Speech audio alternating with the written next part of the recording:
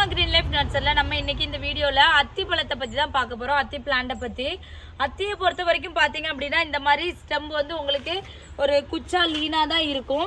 இது வந்து பூனை அத்தி, அதாவது ஒரு லீஃபுக்குமே பார்த்தீங்கன்னா ஒரு ஃப்ரூட் வருங்க. பார்த்தீங்களா என்ன மாதிரி ஃப்ரூட் வருதுன்னு? ஒரு லீஃபுக்கும் ஒரு ஃப்ரூட் வரும்.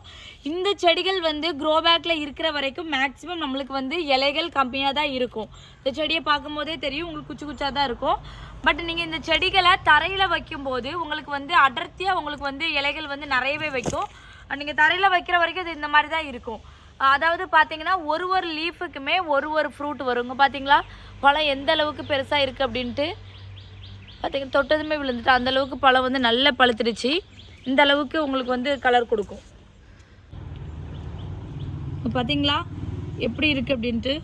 பழம் வந்து ரொம்பவே இனிப்பாக இருக்கும், நல்ல இனிப்பாக இருக்கும். அதாவது அத்திப்பழங்களை பொறுத்த வரைக்குமே மேக்ஸிமம் பார்த்தீங்கன்னா இதில் நிறைய சத்துக்கள் இருக்குது,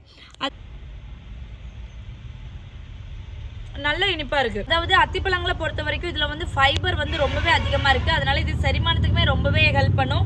இதில் வந்து vitamin A, B, C, K அதுவுமே நிறைய இருக்குது. பொட்டாசியம் சத்துமே இதில் வந்து அதிகமாக இருக்குது.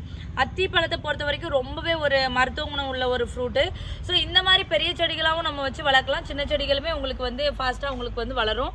ஸோ இந்த மாதிரி செடிகள் வேணும் அப்படின்னா ஸ்க்ரீனில் தெரியுற நம்ம நம்பருக்கு 73051794 அப்படிங்கக்கூடிய நம்பருக்கு கால் பண்ணுங்கள், இல்லாட்டி வாட்ஸ்அப் பண்ணுங்கள். Thank you friends. இயற்கையோடு இணைந்து வாழ்வோம்.